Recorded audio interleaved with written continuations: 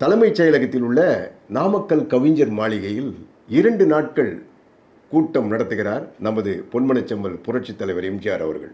இடஒதுக்கீடு சம்பந்தமான கூட்டம். தமிழகத்தில் உள்ள அனைத்து கட்சி தலைவர்களையும் அழைத்தார். அதோடு விட்டாரா, தமிழகத்தில் உள்ள எத்தனை ஜாதி சங்கங்கள் இருக்கின்றனவோ அத்தனை ஜாதி சங்கத்தினுடைய தலைவர்களையும் அழைத்தார். அவர்களுடைய கோரிக்கை என்ன, அவங்களுடைய கஷ்டங்கள் என்ன, என்ன தேவை என்பதை விவரமாக சொல்ல சொல்லி மொத்தத்தையும் பதிவு பண்ணிக்கிட்டாரு நம்முடைய தலைவர். அந்த கூட்டத்தில் நரிக்குறவர் சமுதாயத்தைச் சேர்ந்தவர்களும் வந்து கலந்து கொண்டிருந்தனர்.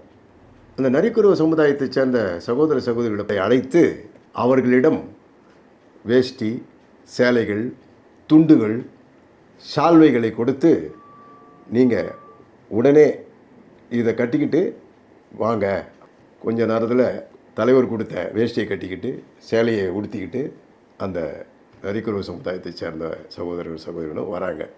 வந்துட்டு நேராக அந்த தலைவர் வந்து கேட்குறாரு, ஐயா, எங்கள் கையால் மணியை வந்துட்டு நாங்கள் ரெடி பண்ணி கொண்டு வந்திருக்கோம், உங்களுக்கு கழுத்தில் போடணும்னு ஆசைப்படுறோம் அப்படின்னு சொன்னோடனே தலைவர் எழுந்து நின்று வாங்க எனக்கு போடுங்கன்னு சொல்லி அப்படியே வாங்கிக்கிட்டார். அதை அந்த புகைப்படம் தான் நாம் பார்த்து மகிழக்கூடிய அந்த புகைப்படம்.